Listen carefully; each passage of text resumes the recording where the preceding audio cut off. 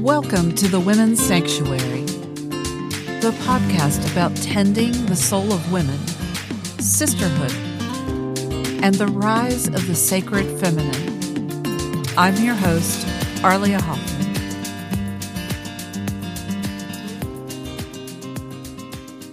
Well, hello, welcome everyone to another episode of the Women's Sanctuary. I'm your host, Arlia Hoffman. And on my last episode, I'll just make a note of I shared a good portion of my personal history, which was pretty vulnerable. But I'm going to continue doing that in the next couple of weeks. I think I'm calling that series Living Sovereign. Just stay tuned for that. I gave a lot of information, but yet there are a lot of holes. And so if you're interested, that will be forthcoming. And also kind of chart how I got here and where I am today is sitting with Monique Ruffin, and I'm thrilled to have her with me. Monique and I go back, I don't know, 6 or 7 years, maybe. Yeah. Mm-hmm. We were both working with a business coach, and I followed her ever since. And Monique is now doing daily Instagram live videos on the astrology of the day, and I pretty much don't go a day without watching those because they're just so fascinating. Like, I didn't know there was significance to being born on a Thursday, or that I was born I think I was under the last quarter moon. So all of that has significance, right? Monique went to live with her grandma in Watts, California when she was just 3 years old. By the time she was 30, she had experienced the death of both her parents and all of her grandparents. She wanted to do nothing but die from all the trauma she was carrying in her body. She started asking questions of her higher self. She stopped asking, why me? And began to ask the universe for the strength and the power to meet the call of the obstacles that lay before her. She stopped resisting and began surrendering to a power within her that desired solutions over escape routes. Monique is an astrology coach, a feminine power coach, an MMS facilitator at Progressive Love Academy. She studied spiritual psychology at the University of Santa Monica and political science at Howard University, and has studied with spiritual leaders. But she says nothing has prepared her to support others in their healing work the way her life experiences have. Monique is naturally gifted with astrology and uses natal chart readings as well as ritual, crystal grids, Reiki healing, talk therapy, and personal reflection to serve her clients. And Monique says, every difficulty and obstacle is an invitation to know what you're truly made of and who you really are if you're willing to show up. Welcome, Monique. Thank you. Thank you. Thank you. Thank you for showing up. Thank you. I'm here. I'm here for it. I wouldn't have it any other way. I'll say what I've heard recently people say when people have a birthday, and actually you just did have a birthday, and that is thank you for being born. Thank you for being here and bringing your gifts. You know what? Thank you for saying that, and you're welcome. And it's really true because we do choose to be born. Mm. We choose this experience. And we choose all of this stuff. And I feel like I'm so clear from where I am in this moment that none of it is a mistake at all. And when I was in the throes of my childhood family structure and in the throes of being a Black child in America and all of this sort of stuff and the experiences of that, it just felt also overwhelming and like it was all such a mistake. It felt like it was all a mistake. It could not be that this could be right. Yeah.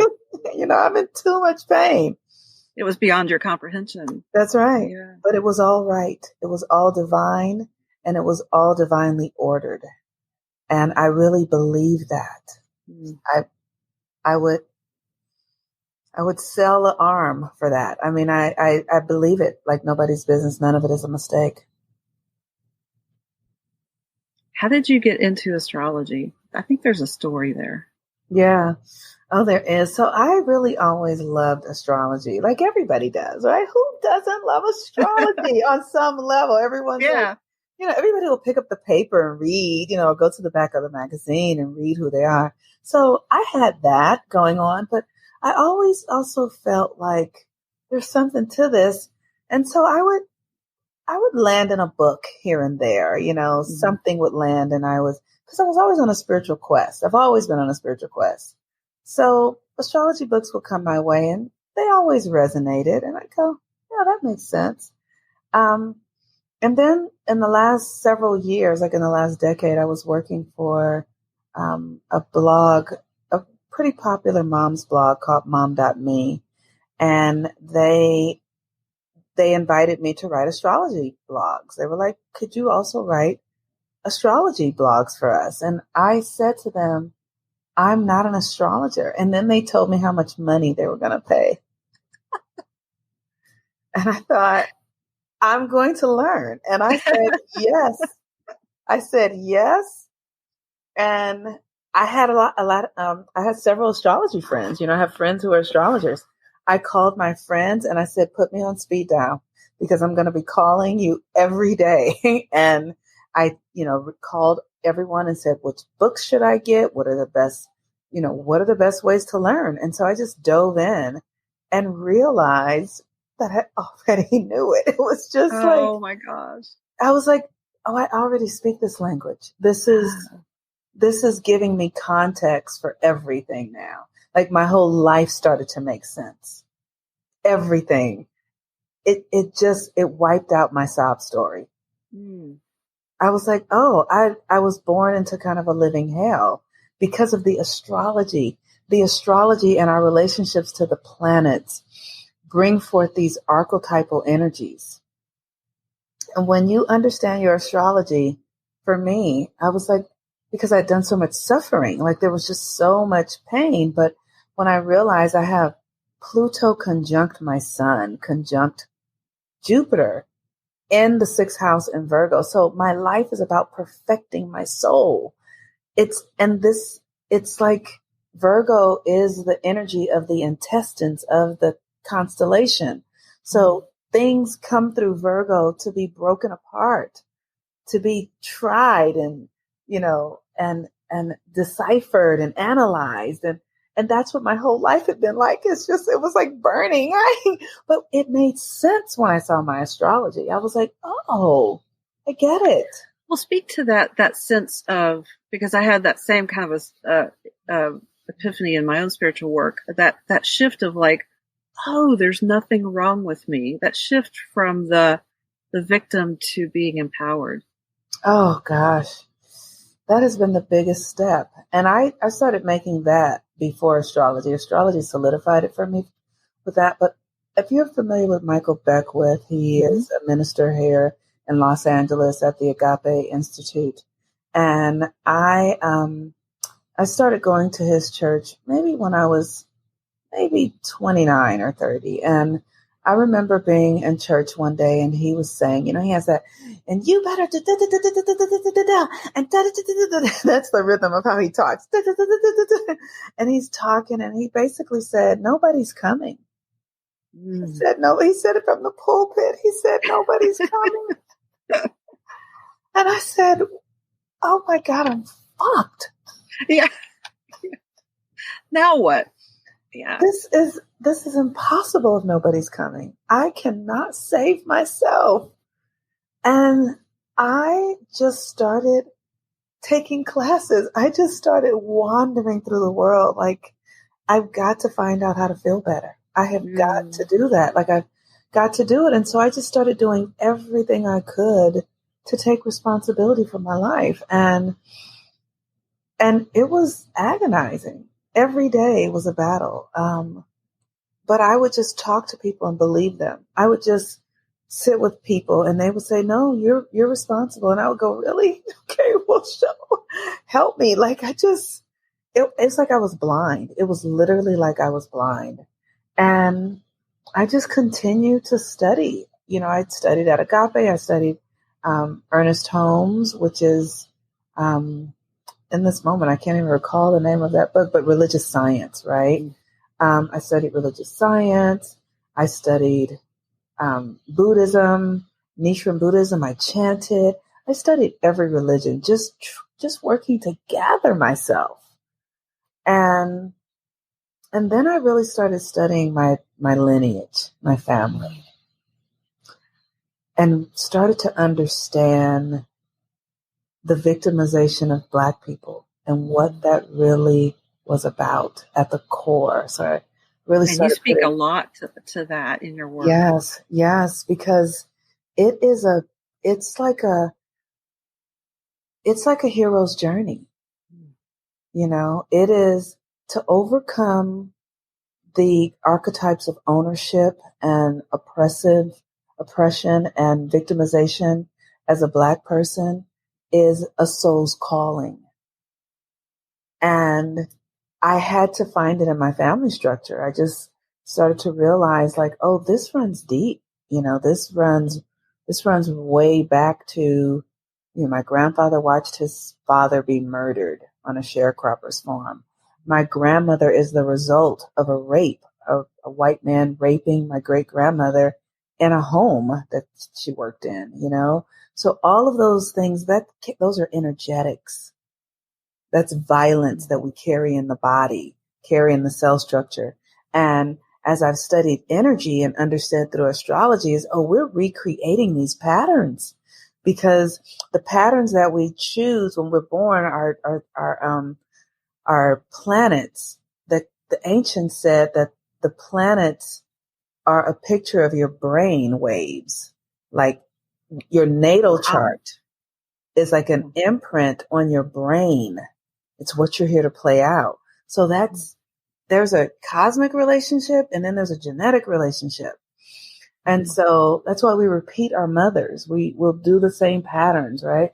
So when I started to make those connections, I just was like, I got to break some patterns here. Like this is coming down from my mother. This is coming down from her mother. And all these things are living in our cell structures.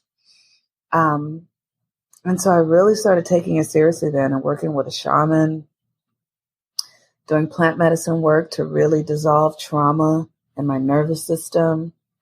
And the universe shows up. When you show up, the universe shows up. The universe is like, okay, you're serious? We're going to give you what you need. Yeah. And so I started to realize I really wasn't a victim. It started to occur to me, there are no mistakes here. The universe doesn't do victim. The universe is not wired for victimization. Oh my goodness. Say that again. The universe is not wired for victimization. And so many of us just accept it like truth. It's impossible to be a victim here. It's absolutely impossible. There are natural cycles. There's natural evolution. All of this is all working for our good. The only thing is that we are not seeing it. We are in such deep, deep sleep that we have forgotten and we don't know. So when I started to realize that, like, it's not possible for me to be a victim. So what is it that I'm in this Black body? And we've had many lifetimes over and over and over again. So I've not only been a Black person. Mm-hmm. So then you can start to remember stuff. So it's like, what I've learned in this body, melanin is a real thing. It absorbs the sun. It absorbs the light. So it really does have a unique function that people who don't have melanin and Black skin don't have. It's a very unique thing. And because of our relationship to light, we are creating the reality through our thoughts. Mm-hmm. And so if we think we are oppressed, we are oppressed. And we actually create it. The universe goes, okay, and coagulates a reality around you that makes you feel oppressed. Yeah. And it's like it's just a profound thing. And sometimes I feel crazy saying it out loud because it's like, it sounds so sci-fi, but it really is. Like, we really are having this relationship with the universe, and it's responding to us, and in a very significant way for people who have melanin. And so it's important. So I would say everyone should be praying for Black people to get happy. Everyone Absolutely. Absolutely. Everyone should be like, what do we need to do to get your asses happy and healed? Because our frequency impacts the environment and shifts everyone else around us. Like, this really is on us, and we don't know it. It's, you know, and there are people who understand the science of this, you know, the marketing and all that sort of stuff. So there is investment, there is value in keeping people sad, keeping people heartbroken, keeping people, the messaging, keeping people out of their power. There's value in it. Yeah, the programming. So, yes, that's right. So, you know, but we all do need to get happy. And that's what I realized. I was like, oh, I'm really creating my life, because that's how the universe works. Whether we know it or not, gravity is happening. So I'm here to talk about it. I'm here to teach. I'm here to share, because I really want us all to get free. What's been the biggest shift you've had through the astrology, if there is one? Okay. Wow. The moon. Understanding the moon. I was so miserable as a young girl. I was the most miserable. Like, I was a nasty little miserable girl. I was just, I don't get my way, and I'm so unhappy, and nothing is right. But it was because of the moon. When the moon goes into these long voids, the moon is impacting everything in our bodies, the water, all of that, our moods, our reproductive systems, our ovulation, our sex drive. So if I had understood that as a girl, if I knew that this big orb in the sky is impacting me, I may not have been such a bitch. or so unkind to myself, even, because I was very unkind to myself. But yes, the moon, and really understanding how it creates our reality. It is so profound. And now that's what you do every day, is you say the moon is in this sign, and today is Monday is the moon day, and this is, you know. Right. And everybody responds to it, because we all get it. Yeah. I find it so helpful. It just helps me, like, put some structure in my day. It's like, okay, this is what's going on. Yes, that's right. And we all get it. And it's like the other part of it is that as I've been working the astrology and really seeing who we really are and experiencing who I really am, I'm seeing that the universe is totally alive. The universe is totally, completely alive. It is thinking. It is a thinking system. It is listening. It is completely responding to us. That is surreal to me. It's also exciting. You know, you say we're creator goddesses. So, you know, how can you be a victim when you're a creator? You cannot. You cannot. And just to know it makes the difference. And, you know, it did take time for me to move out of the old way of thinking and I'm still doing it every day. I'll say to God, please help me believe today. Please help me believe. Like, and just yesterday, I went to the beach, and I sort of panicked. I was in my house. I was like, I gotta get out of here. It was the moon. It's like, it's gonna pop me. Gotta get out of here. I'm gonna go to the beach. I'm gonna go to the beach. Okay. Get out of my house, get 30 minutes away, realize I don't have any money to pay for parking. You know, am I gonna turn around? And I hear God say, are you gonna turn around and go home because of money? I saw this story on Instagram. I can't wait to hear you say you tell it. And I thought to myself, darn it, right? And Spirit always says to me, that's the problem with people. You guys rely so much on money. You stop using your gifts. You put your magic down for money. And then when the money goes away, you don't have access to your magic. Emerson has this quote. He says, when a man gives up the use of, when he moves to using a horse and buggy, he loses the use of his feet. It's like you forget how to walk, right? So when you have money for things, like you stop, your connection goes away. So I go and I just say, okay, God. And I go and drive and find a parking space and on the street, and then get there, and this man approaches me and offers me a surfing lesson. And I just last week I said I'm going to start surfing, and he offered it to me for free. I love that. Walked up to me out of nowhere. It's I love that. But that's what that's miraculous, and that's our normal state of being. Mm-hmm. That's normal. That's miracles are normal. Absolutely. And you have to flow with them. You have to be open to them. You have to allow them. That's right. It's that state of allowing. That's right. I remember at some point, I used to have a lot of money challenges. Just in a story, I was in constantly in a story of how am I going to pay for this, and when am I going to get the money for this, and when am I going to do this, and when are they going to pay me, and then I'll use that for this, and this will be for that, and I started saying to Spirit, this is prison. I can't take this. I cannot live like this. This is not going to work. And that's what Spirit said. Study the relationship with money and see why it's the way it is. Like, really understand. It's sort of the trap of capitalism, because you never feel like you have enough, and it's always going. Mm-hmm. I've been reading about that lately, and about this Charles Eisenstein, Sacred Economics, about the where money came from and how we started using it, and it is definitely the trap of capitalism. Yeah, and it suffocates you. So I had to make a new agreement with money.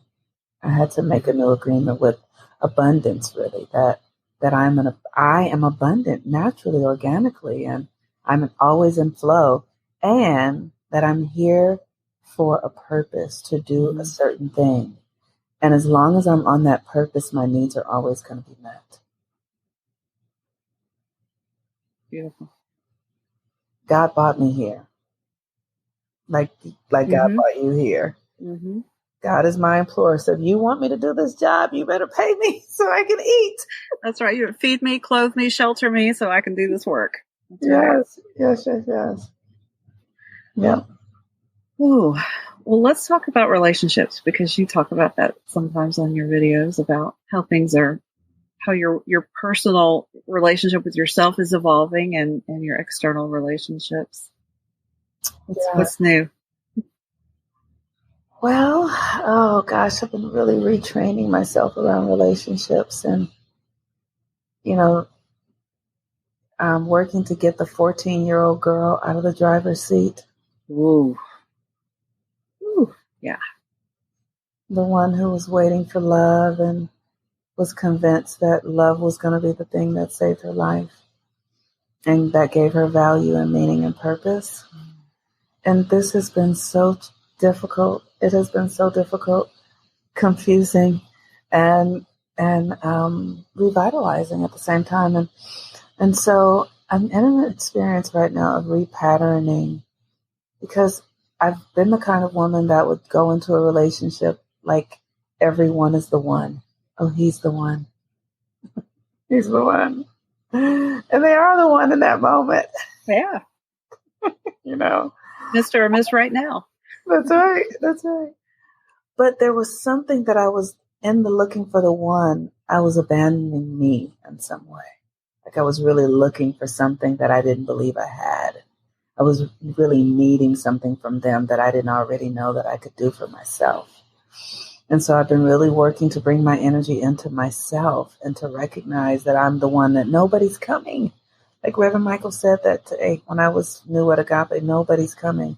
Like, what does it mean if nobody's coming? How do I need to show up if nobody is coming? And the first thing that offered to me this is how it started. It was so challenging. I was dating this man. It was a new man that I was just starting to date. And he lived in Seattle. And we had met one time when I was in Seattle. Then he had come here to Los Angeles. And we had a really great weekend. And we were considering seeing one another again. And he was really hesitating. He was like, "You're really special." He's like, "You are a really special woman. And I don't know that I want a long distance relationship." And he said, I feel like I want somebody to be here with me. And he goes, "But, let's get together again and try it out. Let's see each other again. And I you just come and visit and let's see how we feel when you get here." And I thought, okay. And then I realized that I couldn't pay for the airline ticket. I didn't have enough money to pay for the airline ticket. It would have been $300 maybe. It was like, that's just such an insignificant amount. And so I remember thinking, oh my God, I can't pay for the airline ticket. And I may have thought, am I going to borrow money from somebody? Am I going to ask him for? And then I thought, well, how long will you do that then? If that's what you're going to do, how long will that last? Mm-hmm. And then I said, oh yeah, I got to fix this. So needless to say, he and I did not see each other again. That was that. But I started my business and I was like, I'm going to commit all the energy that I have been given to looking for the one. All the energy that I have been hoping that somebody's going to come and love me and, sweep me off my feet and make me feel like a princess. I'm going to give that energy to myself and invest in myself. And the next day I started a business. I called a business coach and said, what do I need to do because I was already doing this stuff in some way. Mm. I just wasn't taking it seriously. Like, I was like, you got to take it. Like you're keeping the lights on, girl. You got to take this seriously. So I got serious about it. And I started teaching classes and I just started doing the things that revealed to me my commitment to myself. Mm-hmm. But yeah, he taught me that. Yeah. And it's hard. It's hard because I'm sure he wasn't the last person you were interested in having a relationship with. And yes. How are you navigating that now? Well, so now I'm still focused on my business. I'm still really focused and I'm allowing myself to see who I am dating when I don't need somebody to save me. Mm-hmm. When I'm not afraid of them leaving because I'm like, oh, if they go, who am I going to be without them? Now I know who I'm going to be without them. I'm running my own company. Yeah. I'm doing my work. I'm being of service in the world. I'm earning my rent here on the earth. So I know who I'm going to be without them. So what do I really want to do? Who would I really want to share space with? Who do I really want to share time with? Where can I get the best value for my energy? Mm-hmm. Who do I deserve and who deserves me? Yeah, because that's a sovereign woman. That's right. I have a lot to offer. I'm magical and creative. I can think things into existence. I have all sorts of gifts to offer, So I'm really excited about that. And so I'm just taking my time because whoever it is, they're going to be really good. They're going to have to be. Yes. It feels really good though, to believe in myself. It feels really good to have confidence and to know that I'm really bringing something to the table. That I'm not just coming to take. Yeah. That feels really good. But I'm a Virgo. And as Virgos, we need to feel like we have some benefit. Yeah. My partner's a Virgo. I'm aware. Yes. And what sign are you? I'm a Capricorn. Oh yes, you're a value person too. Absolutely. Oh, yeah. Yeah, absolutely. Yep. Yeah. With a Leo rising and a Libra moon. Oh yes. Oh yes. People with Libra moons are the prettiest, and you are so beautiful. Oh, thank you. Yes, no, really. Now, why is that though? Why would that be associated with the Libra moon? Libra, Venus and beauty. Yeah. But Libra specifically, it's like you guys have that perfect face that where the measurements are because of balance. Balance. Yeah. Yeah. I also have a very strong relationship with Aphrodite when you said Venus. So yeah. Yes, absolutely. yeah. Yeah. So, but you as a Capricorn, you understand value and, and there's something when you understand your own value, it shifts the nature of relationships. It does. It does. Now, my father was a narcissist. Mm-hmm. And so, and in his own way, he fully understood his own value, right? And he just lived it regardless. Yeah. But in my own family, that became then associated with his narcissism. Mm-hmm. And so knowing my own value, does that make sense? It's like it becomes a bad thing. Yes. Yes, I do. So I definitely have had to work with that and overcome that and own myself nonetheless. Yeah. Stand up in that and say, okay, if you're going to compare me to him, so be it. But that's definitely one of the pieces I had to work on.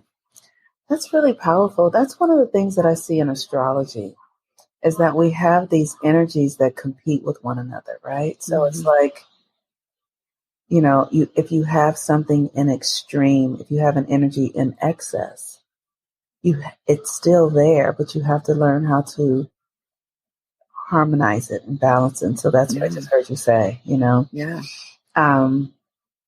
Yeah, that is one of the things that in my astrology that's interesting is that people tend to feel sorry for me. That was one of the things, not so much anymore, right? Mm-hmm. People used to feel sorry for me and people just give me things. They give me money, they give me everything, right? And so I never really had to show up and do the work because so much was handed to me.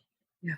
And so I had to hit a critical point where I realized that I didn't have anything because I was always and had my hand out.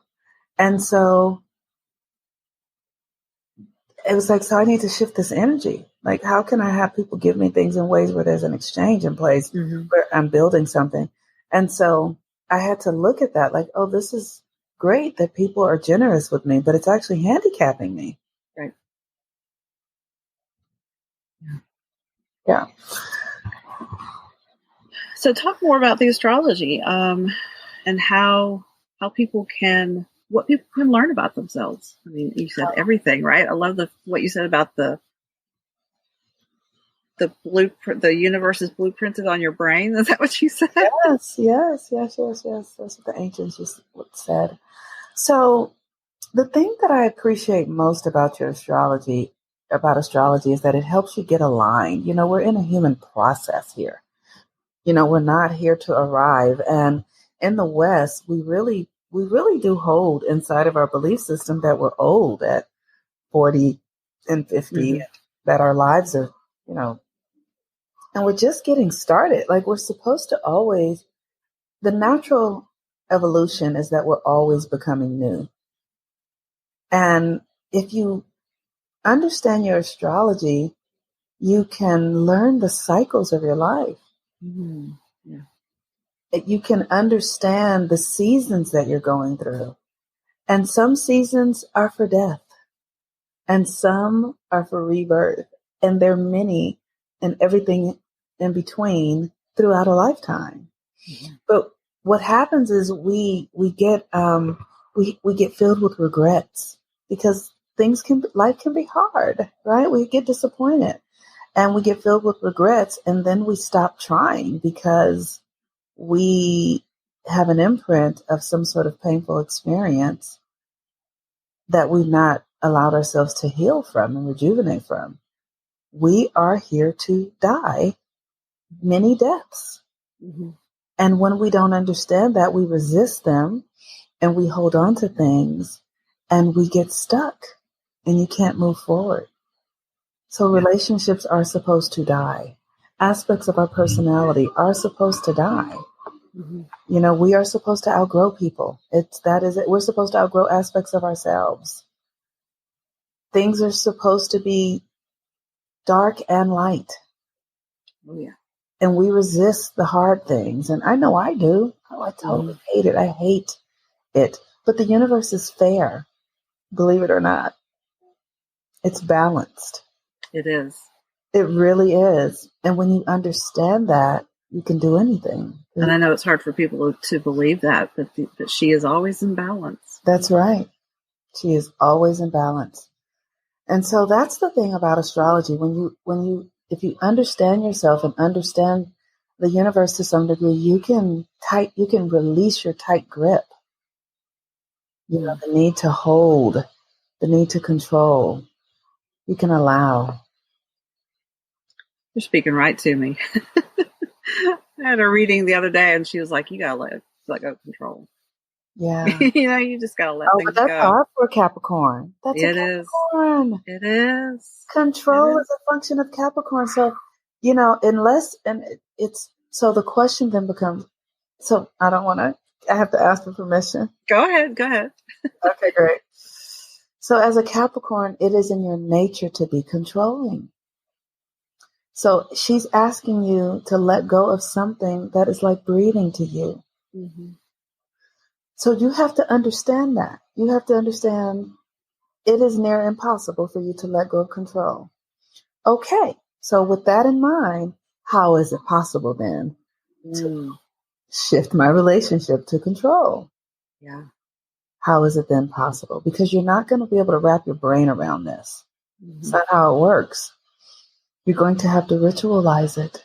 Okay. And I can do that. That's right. That's right. So basic things. Horsetail herb is a Saturn herb, right?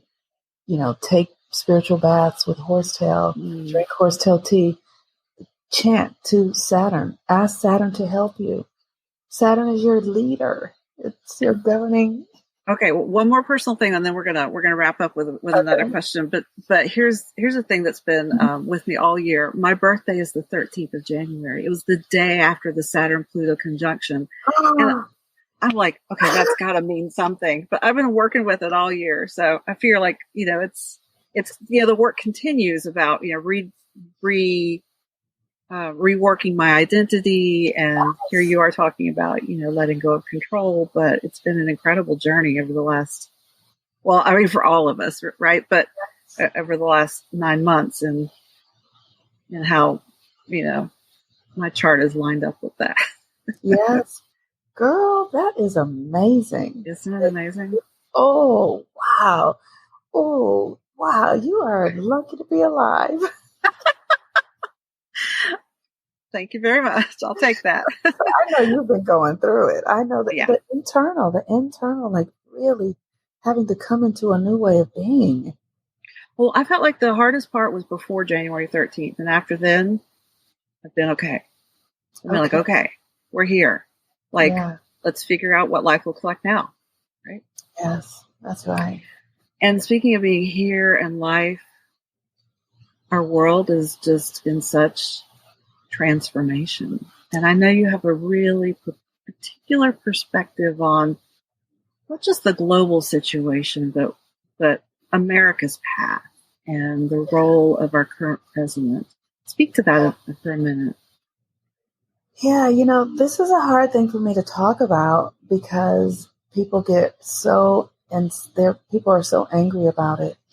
And I understand. And I have a lot of empathy.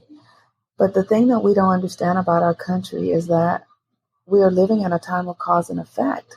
And what we created at the beginning of this country, this system that is birthed in racism and ownership and illusions of supremacy and privilege, it's not sustainable. It's not sustainable because humans are evolving, right? And so Trump is the embodiment of white male supremacy at its highest form. He is that. He has the deepest experiences of entitlement. Like he lives into it in a way that we need to see ourselves. We cannot lie to ourselves anymore. He just shows up as that. And I voted for him because I was like, I am ready to fight the beast. I don't want to put it off anymore. I'm ready to look at, I'm David and I'm going to fight Goliath. I'm going to look at myself. I'm going to look at the things the ways that I have participated in the systems in this country that are harmful to myself and others. And there's no better way to do it than with this man. He is it. And everything else this year has forced everybody into that process of self-reflection. Mm-hmm. And so he's removing the veil. He's showing us who we are. And it's painful to watch. It is painful. I have been watching it, though, since I was born. So this is not new to me. I actually feel safer and more peaceful than I've ever felt in my entire life. Because everything's on the table. Right? Right? That's right. Or at least sitting there. That's right. That's right. So I feel really clear.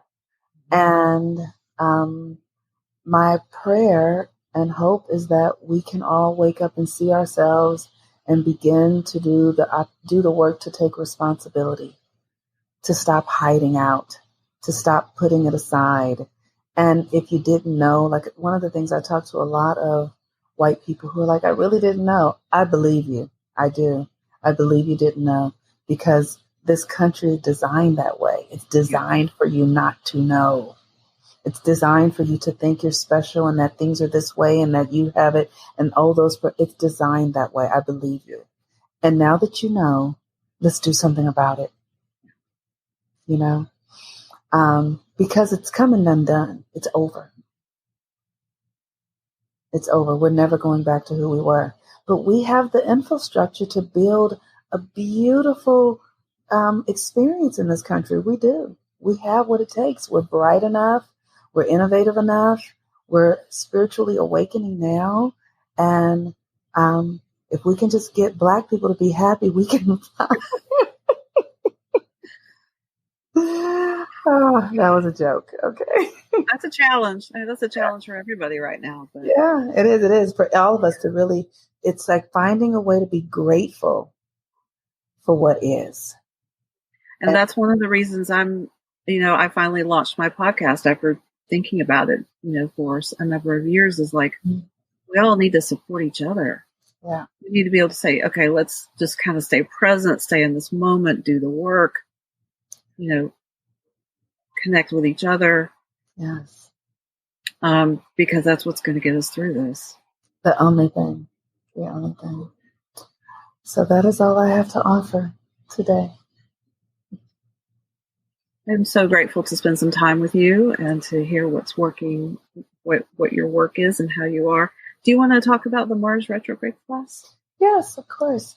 So Mars retrograde. So I teach retrograde courses. I teach courses towards healing because as an astrologer, what I know is that the only thing that's going on in this country right now or in the world is healing.